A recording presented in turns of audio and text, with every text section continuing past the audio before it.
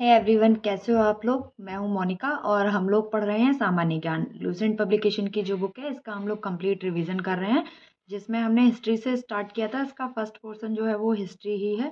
History में जो है वो हम लोग अभी जो हमारा चल रहा है वो चल रहा है मॉडर्न हिस्ट्री, है ना। इसमें भी जो है गवर्नर जनरल तक, मतलब कंपनी के अधीन शासन तक हम कंप्लीट कर चुके हैं। और उसके बाद चलिए हम जो है वो चलते हैं अपने अगले टॉपिक पे। तो आज का जो हमारा टॉपिक है वो है ब्रिटिश कालीन आयोग एवं समितियां। इसमें जो पहला आयोग है ये है इनाम आयोग। इनाम आयोग के अध्यक्ष कौन थे? इनाम, है ना। और जिस टाइम पे इसका गठन हुआ था उस टाइम पे गवर्नर जनरल या वायसराय कौन था? डलहौजी। इनाम आयोग के गठन होने का जो उद्देश्य था वो क्या था? भूमि संबंधी विवेचना। भूमि संबंधी विवेचना। और इसका गठन जो है वो कब हुआ था? 1852 में। इनाम आयोग का गठन 1852 में हुआ था और इसके जो अध्यक्ष थे वो इनाम थे।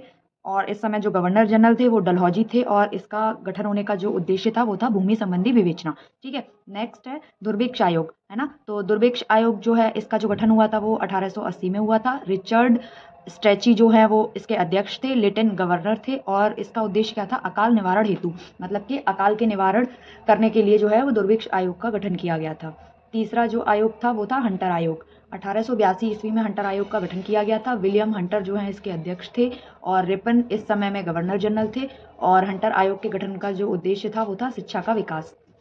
उसके बाद जो चौथे आयोग का गठन हुआ था वो था एचिंसन आयोग। एचिंसन आयोग का गठन सन 1886 में हुआ था। चार्ल्स एचिंसन जो है इसके अध्यक्ष थे। डफरेन इस समय पे गवर्नर जनरल थे। और नागरिक सेवा में भारतीयों की संख्या में वृद्धि करने पर विचार के लिए एचिंसन आयोग का गठन किया गया था। नागरिक सेवा में भारतीयों की संख्या में वृद्धि करने के लिए एचिंसन आयोग का गठन किया गया था। और पांचवा जो हमारा आयोग था वो था अफीम आयोग। अफीम आयोग का जो गठन हुआ था वो सन 1893 में हुआ था। और इस समय जो गवर्नर थे वो लैंसडाउन थे। और इसका जो गठन किया गया था वो अफीम के सेवन को रोकने हेतु किया गया था। मतलब कि उस समय में काफ़ी सारे लोग ऐसे थे जो अफीम का सेवन करते थे, जो कि बहुत ही हानिकारक होता है। तो इसलिए अफीम आयोग का गठन अफीम के सेवन को रोकने के लिए किया गया था। अफीम आयोग का गठन कब हुआ था? 1893 ईस्वी में हुआ था। छठवां जो आयोग का गठन हुआ था वो था हर्सेल समिति। छठवां आयोग क्या था? हर्सेल समिति, है ना। तो हर्सेल समिति का जो गठन हुआ था वो 1893 ईस्वी में हुआ था। हर्सेल जो है इसके अध्यक्ष थे और वायसराय उस टाइम पे लैंसडाउन। और टकसाल संबंधी सुझाव के लिए इसका उद्देश्य क्या था? टकसाल संबंधी सुझाव देना, है ना। फिर उसके बाद जो सातवें आयोग का गठन हुआ वो दोबारा से दुर्भिक्ष आयोग का गठन हुआ था। दुर्भिक्ष आयोग का जो गठन है वो एक बार पहले भी हो चुका है, 1880 में हुआ था। और 1880 में जो इसके अध्यक्ष थे वो कौन थे? रिचर्ड स्ट्रेची थे। लेटन जो है गवर्नर थे इस टाइम पे। अकाल के निवारण हेतु इसका गठन किया गया था। दोबारा में जो है पहला कब हुआ था? 1880 में हुआ था। दूसरा कब हुआ था? 1898 में हुआ था, मतलब कि 18 साल बाद, है ना। और जेम्स लॉयल जो है वो इसके अध्यक्ष थे एवं एल्गिन जो है इस टाइम पे वायसराय। और पहले दुर्भिक्ष आयोग की रिपोर्ट पर विचार किया गया था। मतलब कि दूसरा जो दुर्भिक्ष आयोग का गठन हुआ था वो किस उद्देश्य से हुआ था? पहले दुर्भिक्ष आयोग की रिपोर्ट के विचार पर। ठीक है। फिर उसके बाद 8वें नंबर पे फिर से दोबारा से दुर्भिक्ष आयोग का गठन किया गया। ये कब किया गया? 1901 में किया गया। और इसके जो अध्यक्ष थे वो एंथनी मैकडोनाल्ड थे। इसके अध्यक्ष कौन थे? एंथनी मैकडोनाल्ड थे। और कर्जन का समय था उस टाइम पे। कर्जन जो है वो वायसराय थे, है ना। और दूसरे दुर्भिक्ष आयोग की रिपोर्ट के सुझाव के लिए इसका गठन किया गया था। मतलब कि दूसरी दुर्भिक्ष आयोग की जो रिपोर्ट आई थी उस पर सुझाव देने के लिए तीसरे दुर्भिक्ष आयोग का गठन किया गया था। उसके बाद फिर आया 9वां सिंचाई आयोग, है ना। फिर उसके बाद 9 नंबर पे कौन सा आयोग का गठन हुआ? सिंचाई आयोग का। तो 1901 में सिंचाई आयोग का गठन किया गया था। और वॉल्विन स्कॉट जो है इन्होंने इसकी अध्यक्षता की थी। कर्जन का समय चल रहा था उस टाइम पे। जो लॉर्ड थे वो कौन थे? कर्जन थे। और सिंचाई में सुधार हेतु वित्तीय विचार, इसका जो गठन किया गया था उसका उद्देश्य क्या था? सिंचाई में सुधार हेतु वित्तीय विचार। 10वां जो आयोग था वो था विश्वविद्यालय आयोग। विश्वविद्यालय आयोग का गठन हुआ था 1902 में। थॉमस रेले जो है इसके अध्यक्ष थे। गवर्नर जनरल जो है वो कर्जन थे उस टाइम पे। उद्देश्य क्या था? भारतीय विश्वविद्यालय पर किसी स्थिति पर विचार करना, है ना। नेक्स्ट जो था वो फ्रेजर आयोग था। फ्रेजर आयोग का गठन हुआ था 1902 में। इसकी अध्यक्षता जो है वो फ्रेजर ने की थी। और कर्जन जो है इस टाइम पे गवर्नर जनरल थे। और पुलिस की कार्य पद्धति पर विचार करने के लिए फ्रेजर आयोग का गठन क्यों किया गया था? पुलिस की कार्य पद्धति पर विचार करने के लिए, है ना। इसके बाद नेक्स्ट जो थे वो इस्लिंगटन आयोग था। इस्लिंगटन आयोग का गठन 1912 में किया गया था। इस्लिंगटन इसके अध्यक्ष थे। और गवर्नर जनरल कौन था? हॉर्डिंग्स जो थे वो इस टाइम पे गवर्नर जनरल थे। और इसका उद्देश्य क्या था? नागरिक सेवा में भारतीयों की हिस्सेदारी पर विचार करने के लिए। नागरिक सेवा में भारतीयों की हिस्सेदारी पर विचार करने के लिए, है ना। अभी इससे पहले भी एक आयोग ऐसा गठित हुआ था जिसमें कि नागरिक सेवा में भारतीयों की संख्या को वृद्धि करने के लिए इस पर विचार किया गया था। वो कौन सा आयोग था वो आप लोग मुझे बताएंगे।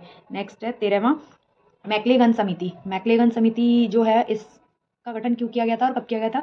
मैक्लेगन समिति का गठन 1914 में किया गया था। मैक्लेगन जो है अध्यक्ष थे, हॉर्डिंग्स जो है इस टाइम पे गवर्नर जनरल थे, और सरकारी वित्तीय अवस्था में सरकारी वित्तीय अवस्था से संबंधित जो भी सुझाव होते थे उसके लिए मैक्लेगन समिति का गठन किया गया था। इसके बाद नेक्स्ट है कलकत्ता विश्वविद्यालय आयोग, जिसे कि सैडलर आयोग के नाम से भी हम लोग जानते हैं। कलकत्ता विश्वविद्यालय आयोग, जिसे हम लोग सैडलर आयोग के नाम से भी जानते हैं, इसका गठन जो है वो 1917 में किया गया था। माइकल सैडलर जो है इसके अध्यक्ष थे, और चेम्सफोर्ड जो है उस टाइम पे कौन था? गवर्नर जनरल था। कलकत्ता विश्वविद्यालय में दोषों की जांच करने के लिए सैडलर आयोग का गठन किया गया था। क्यों किया गया था सैडलर आयोग का गठन? कलकत्ता विश्वविद्यालय में जितने भी दोष थे, जो भी कमी थी, उसकी जांच के लिए इसका गठन किया गया था। नेक्स्ट है 15वां भारतीय छटनी समिति। भारतीय छटनी समिति, इसका गठन 1923 में किया गया था।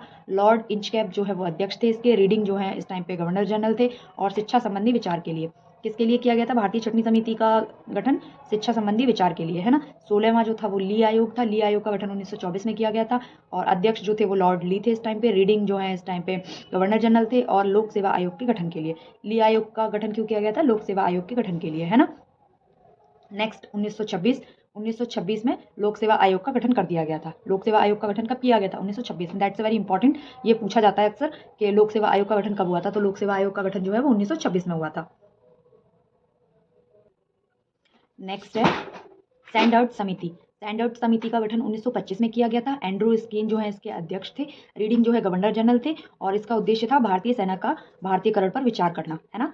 17वां आयोग क्या था? सैंडर्ड समिति। 1925 में इसका गठन किया गया था। एंड्रू स्कीन जो है इसके अध्यक्ष थे, और रीडिंग जो है इस टाइम पे गवर्नर जनरल थे, और इसका उद्देश्य था भारतीय सेना का भारतीयकरण पर विचार, है ना। नेक्स्ट है बटलर समिति। बटलर समिति का जो गठन है वो 1927 में हुआ था।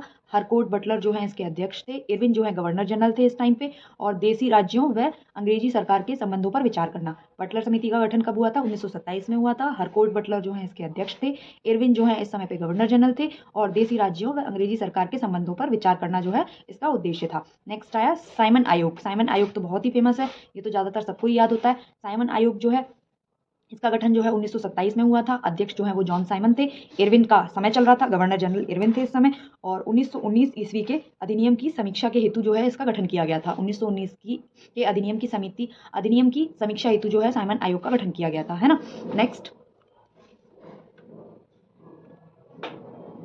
लिनलिथगो आयोग। नेक्स्ट क्या है? लिनलिथगो आयोग। ये कब आया था? 1928 में इसका गठन हुआ था। लिनलिथगो जो है इसके अध्यक्ष थे। इरविन का जो है इस टाइम पे समय था, मतलब कि जो गवर्नर जनरल थे वो इस टाइम पे इरविन थे, और कृषि संबंधी समस्याओं पर विचार करने के लिए लिनलिथगो आयोग का गठन क्यों किया गया था? कृषि संबंधित समस्याओं पर विचार करने के लिए। ये जो है ना, ये काफी इंपॉर्टेंट है, ये इसी तरीके से पूछ लिया जाता है, जैसे लिनलिथगो दे देंगे और उसमें पूछ लेंगे कि इस आयोग का गठन किसके लिए किया गया था, तो कृषि संबंधी समस्याओं पर विचार करने के लिए लिनलिथगो आयोग का गठन किया गया था, है ना। नेक्स्ट है फिर हिटले आयोग। हिटले आयोग का गठन जो है वो 1928 में किया गया था, और जे.एच. हिटले जो है इसके अध्यक्ष थे। इरविन जो है इस टाइम पे गवर्नर जनरल थे, और श्रमिकों की स्थिति पर विचार करने के लिए हिटले आयोग का गठन किया गया था सन 1928 में। उसके बाद नेक्स्ट है लिंडसे आयोग। लिंडसे आयोग का गठन 1929 में किया गया था। लिंडसे जो है इसके अध्यक्ष थे। इरविन जो है इस टाइम पे गवर्नर जनरल थे, और भारत में मिशनरी शिक्षा के विकास हेतु लिंडसे आयोग का जो गठन हुआ था वो क्यों हुआ था? भारत में मिशनरी शिक्षा के विकास के हेतु। नेक्स्ट है भारतीय वैधानिक आयोग। भारतीय वैधानिक आयोग का गठन 1929 में हुआ था, और फिलिप हर्टोग जो है इसके अध्यक्ष थे। इरविन जो है गवर्नर जनरल थे इस टाइम पे, और शिक्षा की स्थिति की समीक्षा करने हेतु इसका गठन किया गया था। नेक्स्ट है संप्रू समिति। संप्रू समिति का गठन 1934 में किया गया था। तेज बहादुर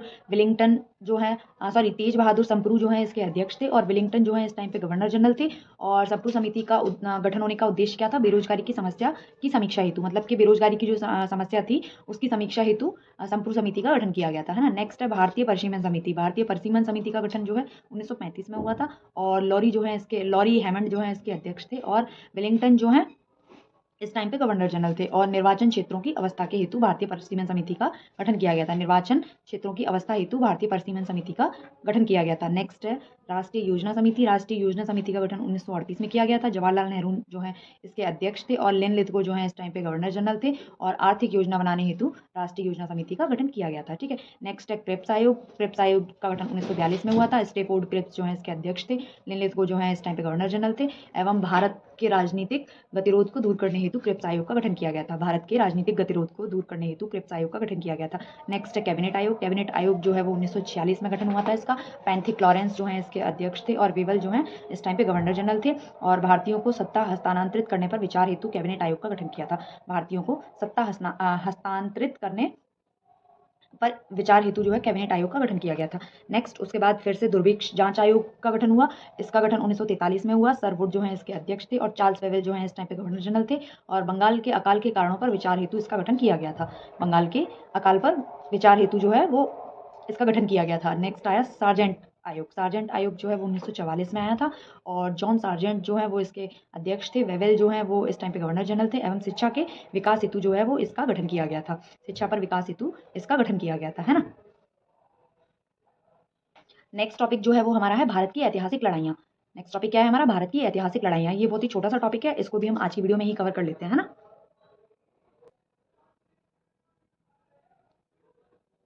पहला है तराइन का प्रथम युद्ध। पहला क्या है? तराइन का प्रथम युद्ध। तराइन का प्रथम युद्ध कब हुआ था? 1191 में हुआ था। किस किस के बीच हुआ था? पृथ्वीराज ने मोहम्मद गौरी को हराया था। किस किस के युद्ध हुआ था ये? किस किस के बीच में हुआ था जी? ये जो है पृथ्वीराज और मोहम्मद गौरी के बीच में हुआ था। और इसमें जो है मोहम्मद गौरी को पृथ्वीराज ने मोहम्मद गौरी को हराया था, है ना। और नेक्स्ट जो हुआ था तराइन का दूसरा युद्ध वो 1192 में हुआ था, है ना। इसमें मोहम्मद गौरी ने पृथ्वीराज को हराया था। ये भी इन दोनों के बीच में हुआ था। मतलब ये है कि पहला हुआ था 1191 में जिसमें पृथ्वीराज की विजय हुई थी, गौरी की हार हुई थी। दूसरा हुआ था 1192 में जिसमें गौरी की विजय हुई और पृथ्वीराज की हार हुई। ठीक है, ये बहुत ही इंपॉर्टेंट है। ये जो है दोनों ही काफी इंपॉर्टेंट है और ये हर तरीके से पूछ ली जाते हैं। इनकी सन भी पूछ ली जाती है, कभी कभी ये भी पूछ लिया जाता है कौन जीता था कौन हारा था। तो ये आपको हर तरीके से याद होना चाहिए। नेक्स्ट जो है वो है चंदावर का युद्ध। चंदावर का युद्ध जो है वो 1194 में हुआ था और मोहम्मद गौरी ने जयचंद को हराया था। मतलब कि चंदावर का युद्ध किस किस के बीच हुआ था? मोहम्मद गौरी एवं जयचंद के बीच हुआ था और इसमें जो है गौरी विजय हुआ था एवं जयचंद की हार हुई थी। ठीक है, तीसरा जो है वो पानीपत की पहली लड़ाई। पानीपत की पहली लड़ाई कब हुई थी? 1526 में हुई थी। किस किस के बीच हुई थी? बाबर एवं इब्राहिम लोदी के बीच हुई थी। विजयी कौन हुआ था इसमें? बाबर विजयी हुआ था, इब्राहिम लोदी हार गया था। ठीक है, उसके बाद पानीपत का पहला युद्ध कब हुआ था? 1526 में हुआ था। किस किस के बीच हुआ था? बाबर एवं इब्राहिम लोदी के बीच में हुआ था। बाबर विजयी हुआ था, लोदी हार गया था। ठीक है, नेक्स्ट है खानवा का युद्ध। खानवा का युद्ध कब हुआ था? 1527 में हुआ था। बाबर ने राणा सांगा को हराया था और मतलब ये पूछा जाता है ना किस किस के मध्य हुआ था, तो बाबर एवं राणा सांगा के मध्य हुआ था। बाबर विजयी हुआ था, राणा सांगा की हार हो गई थी इसमें। नेक्स्ट है चंदेरी का युद्ध। चंदेरी का युद्ध कब हुआ था? 1528 में हुआ था। बाबर और मेदिनी राय के बीच में हुआ था। बाबर की विजय हुई थी और मेदिनी राय हार गया था। घाघरा का युद्ध हुआ 1529 में। बाबर ने अफगानों को हराया था। मतलब ये युद्ध जो है बाबर एवं अफगानों के बीच हुआ था जिसमें बाबर विजयी हुआ था और अफगान हार गए थे। मतलब कि ये है कि बाबर ने जो है वो 1526 से लेके 1529 तक 4 युद्ध लड़े और चारों युद्ध में बाबर की ही विजय हुई थी, है ना। बाबर ने जिसके भी साथ ये चारों युद्ध लड़े बाबर की विजय हुई और उनकी हार हुई। पहला 1526 में बाबर की विजय हुई, लोदी की हार हुई। 27 में खानवा का हुआ, उसमें बाबर विजय हुआ, राणा सांगा हार गया। तीसरा चंदेरी का युद्ध 1528 में जिसमें बाबर विजय हुआ, मेदिनी राय हार गया। और चौथा जो है वो घाघरा का युद्ध हुआ 1529 में, इसमें बाबर विजयी हुआ और अफगान हार गए थे। ठीक है, उसके बाद 1539 में हुआ चौसा का युद्ध। 1539 में चौसा का जो युद्ध हुआ ये किस किस के बीच हुआ था? चौसा का युद्ध ये शेरशाह ने हुमायूं को हराया था। मतलब कि ये शेरशाह सूरी एवं हुमायूं के बीच हुआ था। 1539 का जो चौसा का युद्ध हुआ था वो हुमायूं एवं शेरशाह के बीच में हुआ था। इसमें क्या हुआ था? शेरशाह ने हुमायूं को हरा दिया था, मतलब हुमायूं युद्ध में हार चुके थे। ठीक है, उसके बाद हुआ कन्नौज का युद्ध। कन्नौज का युद्ध कब हुआ? ये 1540 में हुआ। ये भी शेरशाह एवं हुमायूं के बीच ही हुआ था, है ना। इसमें क्या हुआ कि इसमें शेरशाह ने हुमायूं को हरा दिया। मतलब कि पहले युद्ध में भी हरा दिया, 39 वाले में भी हरा दिया और 40 वाले में भी हरा दिया। जब 40 वाले में शेरशाह ने हुमायूं को हरा दिया था तो फिर हुमायूं को अपनी राजगद्दी छोड़नी पड़ी थी और हुमायूं की जो गद्दी थी उस पर शेरशाह ने अपना कब्जा कर लिया। ठीक है, उसके बाद फिर पानीपत की दूसरी लड़ाई हुई। पानीपत की पहली लड़ाई कब हुई थी? 1527 ईस्वी में हुई थी। पानीपत की दूसरी लड़ाई कब हुई? 1556 में हुई। पानीपत की पहली लड़ाई किस किस के बीच में हुई थी? बाबर एवं लोधी के बीच में हुई थी। फिर पानीपत की दूसरी लड़ाई किस किस के बीच में हुई थी? अकबर एवं हेमू के बीच में हुई थी, है ना। 1556 में जो पानीपत की दूसरी लड़ाई हुई थी वो किस किस के बीच में हुई थी? अकबर एवं हेमू के बीच में हुई थी, है ना। इसमें जो है अकबर की विजय हुई थी और हेमू की हार हुई थी। अकबर ने हेमू को हरा दिया था 1556 में। ठीक है, उसके बाद 1556 के बाद फिर हुआ तालीकोट का युद्ध। तालीकोट का जो युद्ध हुआ था वो किस किस के बीच हुआ था? विजयनगर साम्राज्य का पतन हो गया था। तालीकोट का जो युद्ध हुआ था 1565 में, विजयनगर साम्राज्य के पतन का कारण कौन सा युद्ध था? तालीकोट का युद्ध था। कब हुआ था? 1565 ईस्वी में हुआ था। ठीक है, ये जो है इंपॉर्टेंट है, पूछा जाता है विजयनगर साम्राज्य का पतन जो है वो किस युद्ध के बाद हो गया था? तो तालीकोट के युद्ध के बाद हो गया था। और तालीकोट का युद्ध कब हुआ था? 1565 ईस्वी में हुआ था। नेक्स्ट है हल्दीघाटी का युद्ध। हल्दीघाटी का युद्ध कब हुआ था? 1576 में हुआ था। किस किस के बीच में हुआ था? अकबर एवं महाराणा प्रताप के बीच में हुआ था। इसमें अकबर ने महाराणा प्रताप को हरा दिया था। हल्दीघाटी का युद्ध 1576 में हुआ था, अकबर एवं महाराणा प्रताप के बीच। इसमें अकबर ने महाराणा प्रताप को हरा दिया था। उसके बाद नेक्स्ट हुआ प्लासी का युद्ध। ये प्लासी दिया हुआ है लेकिन ये प्लासी है ना, प्लासी का युद्ध हुआ। ये कब हुआ? 1757 में हुआ, है ना। अंग्रेजों ने सिराजुद्दौला को हरा दिया। मतलब कि जो प्लासी का युद्ध हुआ था 1757 में, किस किसके बीच हुआ था? अंग्रेजों एवं बंगाल का नवाब सिराजुद्दौला के बीच हुआ था, है ना। इसमें अंग्रेजों ने क्या किया था? सिराजुद्दौला को हरा दिया था। उसके बाद हुआ वांडीवास का युद्ध। वांडीवास का युद्ध कब हुआ था? ये 1760 में हुआ था। वांडीवास का युद्ध कब हुआ था? 1760 में हुआ था और इसमें फ्रांसीसियों की पराजय हो गई थी। वांडीवास के युद्ध में क्या हुआ था? फ्रांसीसियों की पराजय हो गई थी, है ना। उसके बाद पानीपत का तीसरा युद्ध हुआ। पानीपत का तीसरा युद्ध कब हुआ? ये हुआ 1761 ईस्वी में। पानीपत का पहला युद्ध कब हुआ था? 1527 में। पानीपत का दूसरा युद्ध कब हुआ था? 1556 में। पानीपत का तीसरा युद्ध कब हुआ है? 1761 में, है ना। पहला किस किस के बीच में हुआ था?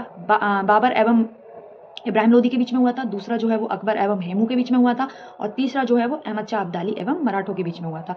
तीसरा किस किस के बीच हुआ था? अहमद शाह अब्दाली एवं मराठों के बीच हुआ था। कब हुआ था? 1761 में हुआ था। अहमद शाह अब्दाली ने मराठों को हरा दिया था इसमें, मतलब कि मराठाओं की हार हो गई थी इसमें, है ना। उसके बाद 1764 में बक्सर का युद्ध हुआ। 1764 में किसका हुआ? बक्सर का युद्ध हुआ। इसमें क्या हुआ? ये किस किसके बीच हुआ था? अंग्रेजों एवं मीर कासिम के बीच हुआ था। अंग्रेजों ने इसमें मीर कासिम को हरा दिया था। उसके बाद रोहिला का युद्ध हुआ। रोहिला का युद्ध जो है वो 1774 ईस्वी में हुआ था। रोहिला का युद्ध कब हुआ था? 1774 ईस्वी में हुआ था। उसके बाद खुर्दा का युद्ध हुआ। खुर्दा का युद्ध जो है वो 1795 में हुआ था, जिसमें निजाम की पराजय हुई थी। खुर्दा का युद्ध जो है 1795 में हुआ था, जिसमें निजाम की पराजय हुई थी। और उसके बाद पहला स्वतंत्रता संग्राम। पहला स्वतंत्रता संग्राम कब हुआ था? 1857 में हुआ था, है ना। पहला स्वतंत्रता संग्राम कब हुआ था? 1857 में हुआ था। उसके बाद भारत चीन युद्ध कब हुआ था? 1962 में हुआ था। भारत चीन युद्ध कब हुआ था? 1962 में हुआ था। फिर उसके बाद में जो भारत पाकिस्तान युद्ध हुआ था वो कब हुआ था? वो 1965 में हुआ था। पहला मतलब भारत चीन युद्ध हुआ था 1962 में। फिर पहला भारत और पाकिस्तान के बीच में जो युद्ध हुआ था वो हुआ था 1965 में। और फिर उसके बाद में दूसरा भारत और पाकिस्तान के बीच जो युद्ध हुआ था वो हुआ था 1971 में, ठीक है। और जो प्रथम विश्व युद्ध हुआ था वो 14 से लेकर 18 तक चला था। पहला विश्व युद्ध 1914 में प्रारंभ हुआ था एवं जो है 1918 में खत्म हुआ था। और दूसरा विश्व युद्ध जो है वो 1939 में प्रारंभ हुआ था और 1945 में फिनिश हुआ था। क्या पहला विश्व युद्ध 1914 में प्रारंभ हुआ था, 1918 में खत्म हो गया था। दूसरा विश्व युद्ध जो है वो 1939 में प्रारंभ हुआ था और 1945 में खत्म हो गया था। तो आज की जो है वीडियो 20 मिनट की हो ही चुकी है, 17-18 मिनट की सॉरी हो चुकी है। तो है ना, हम लोग आज के लिए इतना ही रखेंगे। उसके बाद जो हमारा नेक्स्ट टॉपिक है भारतीय प्रेस का विकास, वो जो है वो हम नेक्स्ट वीडियो में पढ़ेंगे। आज के लिए इतना ही काफी है। वीडियो अच्छी लगी हो तो लाइक कर दीजिएगा, चैनल को सब्सक्राइब कर दीजिएगा और वीडियो को ज़्यादा से ज़्यादा लोगों तक शेयर कर दीजिएगा। Okay, thank you.